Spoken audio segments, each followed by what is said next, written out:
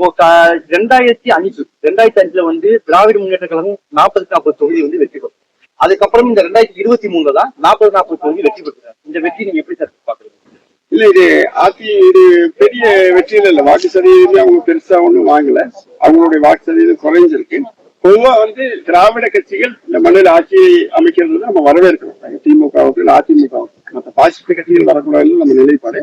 ஆனா இன்னைக்கு வந்து ஒரு அதிமுகவினுடைய உட்கட்சி பூசல்கள் வந்து ஒரு 3 நாள் டீமா பிரிஞ்சது. அதுக்கப்புறம் வந்து பாத்தீங்கன்னா அவர்களே, அதாவது தெரிஞ்சவங்க வந்து பாத்தீங்கன்னா அதிமுகவுக்கு எதிராக வேலை செய்யுது. அதிமுக இருந்தவங்க அதிமுகவுக்கு எதிராக வேலை செய்யுது. குறிப்பா ஓ பன்னீர்செல்வம் போன்றவங்க வந்து பாத்தீங்கன்னா ஒரு பாரதிய ஜனதாவோட கடுமையான நெருக்கத்தை ஏற்படுத்தி எப்படியாச்சும் அவங்க வந்து திமுகவை தோற்கடிக்கணும்னு பார்க்கவே இல்லை. அவங்க பார்த்தது அதிமுகவை தோற்கடிக்கணும் அப்படின்ற சூழ்நிலைகளை உருவாக்குறதுனால இன்னைக்கு வந்து அதே மாதிரி பாத்தீங்கன்னா இப்போ முத்தமிழர் கலைஞருக்கு அப்புறம் வந்து தளபதி மு.க.ஸ்டாலின் முதலமைச்சர், அவருக்கு வந்து ஒரு மாஸ் லீடர் இருக்கு திமுக. ஆனா அதிமுகவுக்கு வந்து எடப்பாடியார் சிறப்பா செஞ்சாலுமே வந்து பாத்தீங்கன்னா பல பேர் வந்து அவர் வந்து ஒரு கடுமையான விமர்சனம் வச்சு இனியும் பாத்தீங்கன்னா அந்த ஒற்றுமை இல்லாமல் ஒரு பிளவுபட்டது வந்து அதிமுக கடுமையான பின்னடைவு. அதை சரி செய்யணும்ன்றதுதான் நமக்கு. சார், கோவை மாவட்டம் எடுத்துக்கிட்டீங்கன்னா பெரும்பான்மையா எல்லாத்துக்குமே தெரியும் எஸ்பி வேலுமணி அனைத்து அண்ணா திராவிட முன்னேற்ற கழகத்துடைய அமைச்சராக இருந்தவர், எம்எல்ஏவா இருந்தவர் எஸ்பி வேலுமணி. ஆனா இந்த நடந்து கொண்ட தேர்தல்ல திராவிட முன்னேற்ற கழகத்துல கணபதி ராஜ்குமார் நிற்கிறாரு, அண்ணாமலை அவர்கள் நின்றுக்கிறாங்க, இங்க ராமச்சந்திரன் இருக்காங்க. இந்த 3 பேருக்கு நடந்த வாக்கு வித்தியாசம். அண்ணாமலை அவர்கள் வந்து அனைத்து இந்திய அண்ணா திராவிட முன்னேற்ற கழகத்தை விட ஒரு படி மேலோங்கி 2வது இடத்தை வந்து இருந்தார். இதுக்கும் வந்து அண்ணாமலை அவர்கள் வந்து முன்னாள் ஒரு ஐபிஎஸ் அதிகாரி, இன்னைக்கு பாஜகவினுடைய ஒரு மாநில தலைவரா இருக்காரு. அவருடைய அந்த வெற்றி நீங்க எப்படி பாக்குறீங்க? இல்ல, அது கிட்டத்தட்ட வந்து ஒரு சமீப ஒரு தகவல் வந்துச்சு. கிட்டத்தட்ட கோயம்புத்தூர்ல மட்டும் ஒரு 530 கோடி வசூல் செய்திருக்காங்க பாரதிய ஜனதா அண்ணாமலை தலைமையிலானவங்க.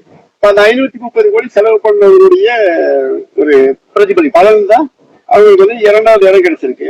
அதிமுக 530 கோடி செலவு பண்ணியிருக்காரு. அப்ப இவங்க 530 கோடி செலவு பண்ணனால 2வது இடம் வந்திருக்கு அப்படின்றது. அப்ப இது வந்து ஒரு வெற்றி இல்லைல்ல. அப்ப பணமே கொடுக்க மாட்டேன், நான் பெரிய ஐபிஎஸ் அதிகாரி, நான் ஊழலை ஒழிக்க வந்து சொல்லிட்டு ஒரு 500 கோடி வசூல் கட்சி ஒரு 30 கோடி கொடுத்த வச்சுட்டு 530 கோடி வரும்போது அதை செலவு பண்ணும் போது இந்த ஓட்டு வாங்காம இருந்தா தான் நம்ம அதனால வந்து அது எல்லாமே வந்து அதே மாதிரி அண்ணாமலையினுடைய அவர் பாத்தீங்கன்னா ஒரு தெளிவான ஒரு முடிவு இல்லாம தன்னுடைய நிலைப்பாடு மாறி பத்திரிகையாளர்களை திட்டுறது, இந்த மாதிரி பல நெகட்டிவ் வந்துமே இந்த ஓட்டு வந்து ஒரு அதிர்ச்சி தான். சார், இப்போ வந்து விக்கிரவாண்டியில வந்து இடைத்தேர்தல் இருக்காங்க இல்லையா, அதோடைய மக்கள் ஜனநாயக முன்னேற்ற சார்பாக அதோடைய பார்வை உங்களுக்கு எப்படி? இல்ல, பொதுவா இடைத்தேர்தல் அப்படின்றது எந்த ஒரு ஆளுங்கட்சி வந்தோ அவங்கதான் ஜெயிக்க முடியும்.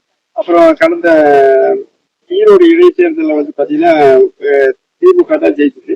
அந்த சூழ்நிலைகள் வந்து அண்ணா திமுக வச்சு குற்றச்சாட்டை பற்றி எல்லாருமே வந்து வெளியே நம்ம ஓட்டு கேட்க போகிற மக்களை நம்ம போற மக்கள் அத்தனை பேருமே பாத்தீங்கன்னா வந்து திமுக வந்து ஒரு இந்த மாதிரி வாக்கு சேகரிப்போம் அந்த ஒரு சூழ்நிலை வருமோ அப்படின்ற ஒரு அச்சம் இருக்கிறதுனால இன்னைக்கு திமுக இருக்குது. அதுல வந்து ஒரு மகிழ்ச்சியான ஒரு விஷயம் என்னன்னா, நாம் தமிழர் கட்சியும் நம்ம அதிமுகவுடைய பொதுச் செயலாளர் மாண்புமிகு எடப்பாடியார் அவர்கள் சந்தித்து ஒரு வித்தியாசமான ஒரு தேர்தலை முடிவெடுத்துருக்காங்க. ஆதரவு கொடுக்கலாமா, அதிமுக வந்து நாம் தமிழருக்கு ஆதரவு கொடுக்குமா அப்படின்னு.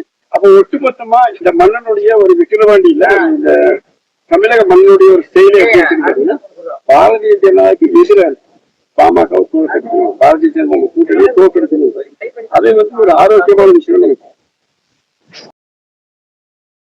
சேனலை ஷேர் பண்ணுங்க, லைக் பண்ணுங்க, சப்ஸ்கிரைப் பண்ணுங்க. ஃபைனலா அந்த மணி அடிக்கிறது மட்டும் மறந்துடாதீங்க.